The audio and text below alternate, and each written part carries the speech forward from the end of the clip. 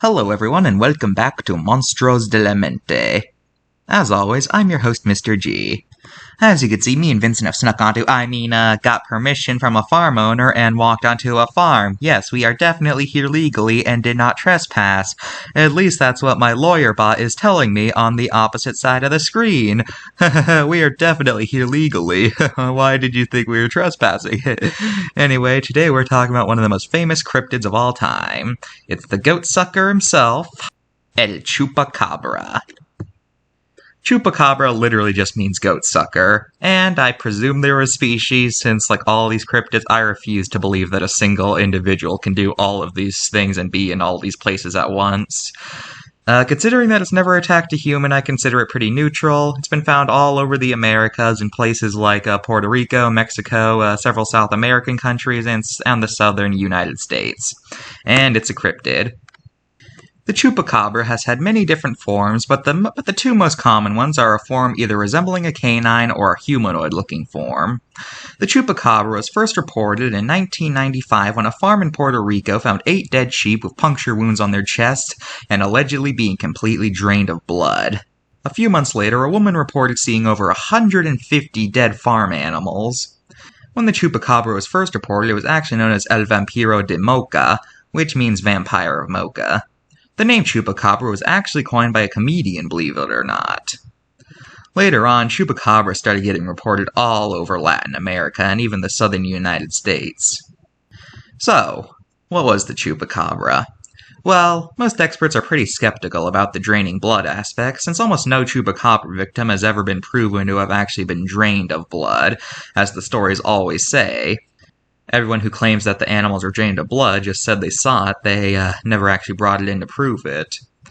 Anyway, the current theories for the Chupacabra is that these are livestock killed by sickly coyotes or other wild dogs. This is because the puncture wound on Chupacabra victims are pretty consistent with canine bites. That's why they weren't eaten. The main theory is that due to the sickly nature of the coyote, they attacked the livestock but couldn't be able to kill it on time, so the livestock managed to get away, but eventually the prey died of blood loss. Almost every video or photo of a Chupacabra has been proven to be a dog with mange, which is a disease that causes your hair to fall off. And animals that are normally hairy can look like monsters when seen without hair. Now a word from Vincent. Good old Chupi. He doesn't remember much about himself. According to him, he apparently came from a planet that got destroyed in an interstellar war and he's the only survivor. Apparently he came to Earth on a meteorite and landed somewhere in Puerto Rico. When he first emerged, he started sucking the blood of a lot of things, since his species are whatever you call an animal that drinks blood for a diet.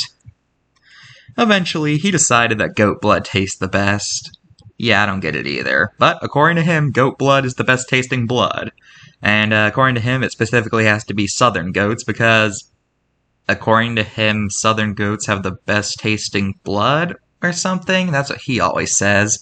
I never got it myself. I mean, most monsters agree that all blood kind of tastes the same. Mammalian, at least.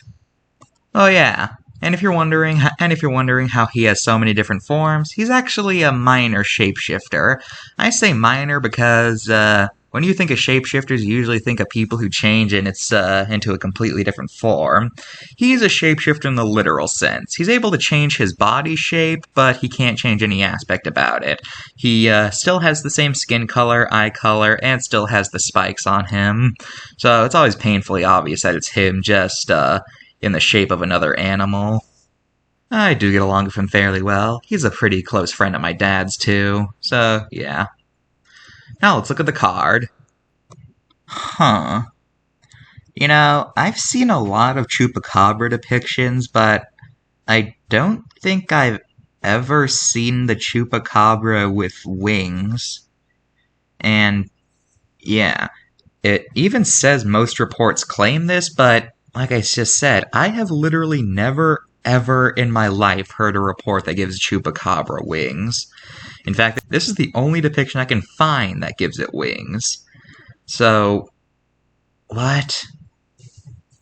Oh yeah, on the back of the card it claims that 2 fishermen killed the Chupacabra and they won't let anyone see its corpse. Because that's not suspicious at all. Anyway, I give this card a 9 out of 10 for the fact that Where did they get the wings from? Now let's look at Now, surprisingly enough, despite its relatively recent discovery, the Chupacabra is already on its way to being one of the most famous cryptids. Like, it's second only to Bigfoot and Nessie in terms of popularity. As such, it's been in a surprisingly large amount of media despite its pretty recent discovery. It was the subject of an episode of The X-Files. It appeared in Castlevania, although due to a translation error, they were called cave trolls in the English version. They appeared in Fantastic Beasts. They appeared in an episode of the Cartoon Network show Billy and Mandy. One of the Scooby-Doo direct-to-video movies was about finding the Chupacabra, although here it's portrayed as a Sasquatch for some reason. And finally, Chupacabras appear in Ark Survival Evolved, although here they're called Nameless.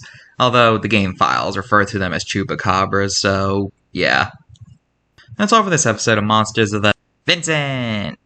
Vincent, mi amigo, mi compadre, mi amor. Actually, forget that last one. Please never tell your dad I said that. I will pay you $50 if you forget I said that. Choopy, I haven't seen you in forever. What are you doing here? You know, I was just in the neighborhood sucking the blood out of livestock, and I saw you guys. I just wanted to say hello.